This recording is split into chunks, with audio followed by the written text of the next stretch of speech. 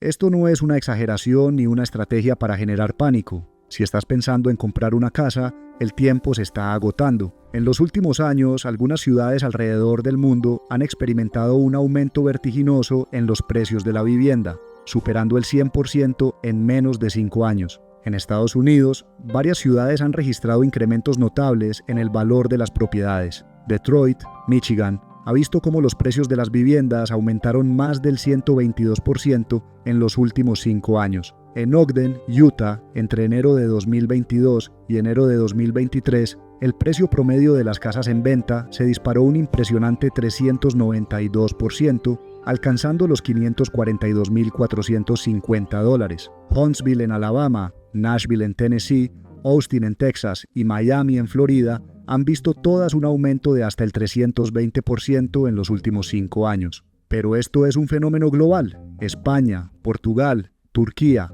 Estonia y Hungría han visto el mismo patrón. Solo por curiosidad, déjame saber en la sección de comentarios cómo has notado este fenómeno en tu ciudad.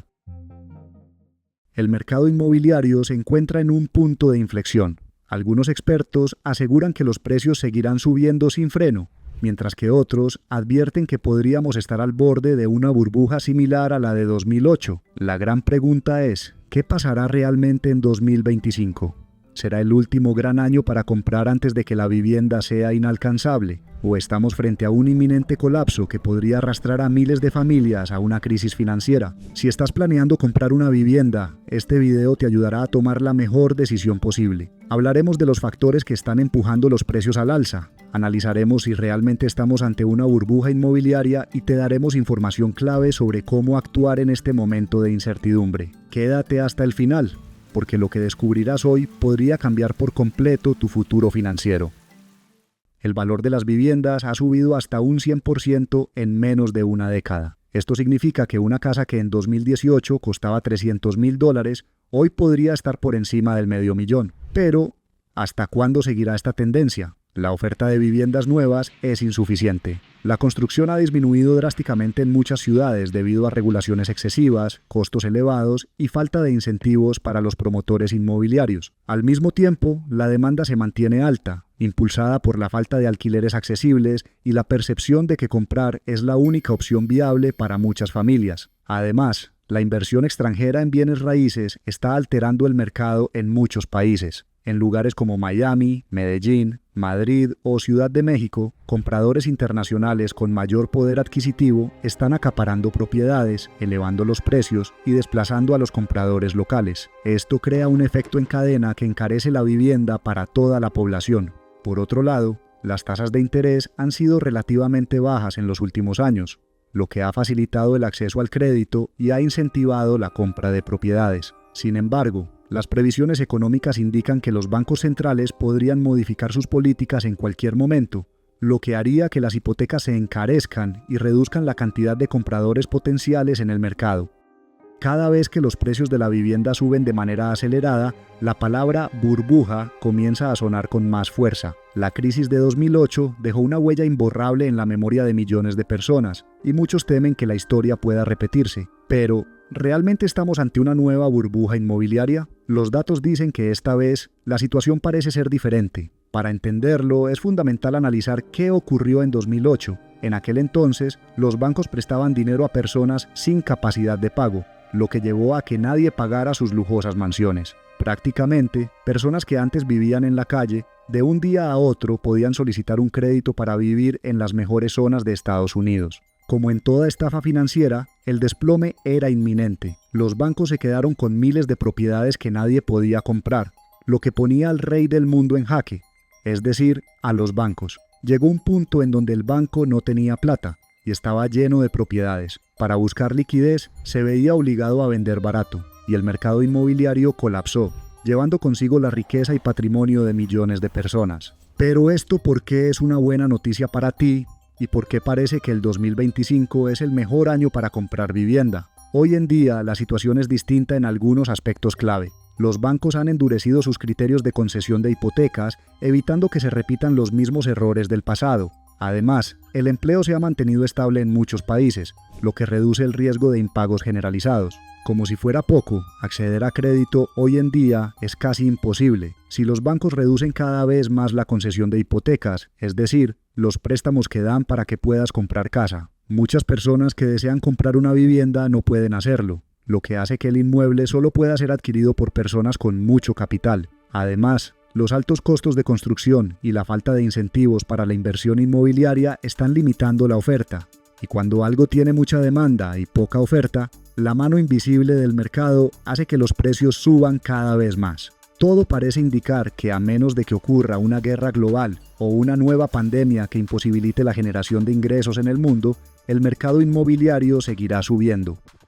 El acceso a la vivienda no solo es un problema para quienes buscan comprar, sino también para aquellos que necesitan alquilar. Cada vez más personas están siendo expulsadas del mercado inmobiliario por precios que suben sin control. Los gobiernos han intentado intervenir con regulaciones, pero la realidad es que estas medidas, en muchos casos, han tenido el efecto contrario. Han reducido aún más la oferta y han encarecido la poca vivienda disponible. En ciudades como Medellín, Buenos Aires, Ciudad de México o Madrid, la escasez de viviendas ha llevado a situaciones extremas. Los alquileres han subido tanto que muchas personas han tenido que optar por compartir habitación, volver a casa de sus padres o incluso buscar alternativas fuera de las grandes urbes. Pero el problema no es solo la falta de oferta, sino las condiciones en las que se encuentran los pocos inmuebles disponibles. Viviendas en mal estado, precios desorbitados y condiciones abusivas se han convertido en la norma en muchas regiones. Por otro lado, la construcción de nueva vivienda se ha estancado en numerosos países. Las trabas burocráticas, los altos costos y la falta de incentivos para los promotores han hecho que la oferta de nuevas viviendas sea mínima. A esto se suma la inversión especulativa de fondos extranjeros y grandes corporaciones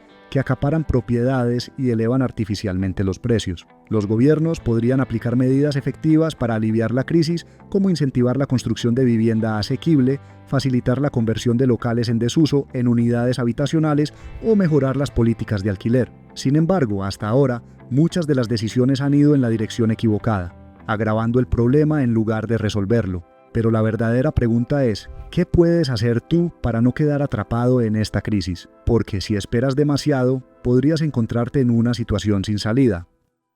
El mercado inmobiliario está en una fase crítica, y lo que hagas en los próximos meses puede marcar la diferencia entre asegurar tu futuro o quedarte sin opciones. Para tomar la mejor decisión, hay varios factores clave que debes considerar. Si tu objetivo es generar dinero y vivir cómodamente, la mejor estrategia en un mercado inmobiliario al alza es aprovechar el apalancamiento financiero con tasas fijas, comprar en mercados con potencial de valorización y utilizar el alquiler para cubrir costos y generar flujo de efectivo. Aquí tienes una estrategia concreta con números reales. Si tuviera 30 años y un presupuesto de $100,000, mi estrategia para generar riqueza y vivir cómodamente en el futuro sería clara. Invertir en bienes raíces con un enfoque inteligente. En lugar de comprar una casa para vivir, usaría ese dinero para adquirir una propiedad en una ciudad con fuerte crecimiento y demanda de alquiler, como Austin, Ciudad de México o Lisboa. El objetivo no sería solo tener un lugar propio, sino hacer que el dinero trabajara para mí,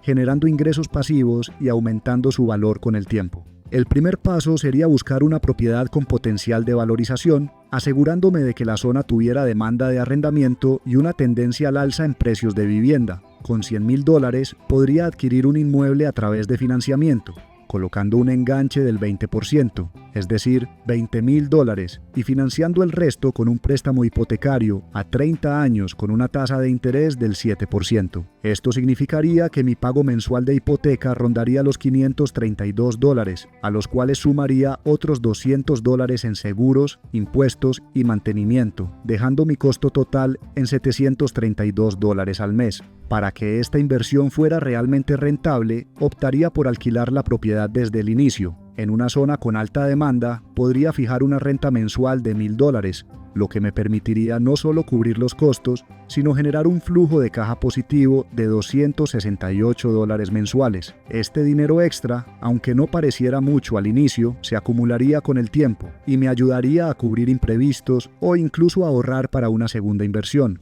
Pero la clave de esta estrategia no está solo en la renta mensual, sino en la valorización de la propiedad. Si el mercado mantiene una apreciación del 8% anual, en 5 años, mi propiedad de $100,000 pasaría a valer aproximadamente $146,900. Esto significaría que, además del ingreso obtenido por alquiler, mi inversión habría crecido $46,900 solo por plusvalía. Después de esos 5 años tendría varias opciones. Podría vender la propiedad y recuperar mi inversión inicial junto con la ganancia, obteniendo un total de $62,980 entre renta y valorización. Pero quizás la mejor decisión sería refinanciar la propiedad, sacar un nuevo préstamo con base en su nuevo valor y utilizar ese capital para comprar otra vivienda, repitiendo el proceso y escalando mi portafolio inmobiliario. Este método me permitiría, en 10 o 15 años, tener varias propiedades generando ingresos pasivos al punto en que los alquileres me darían suficiente dinero para cubrir mis gastos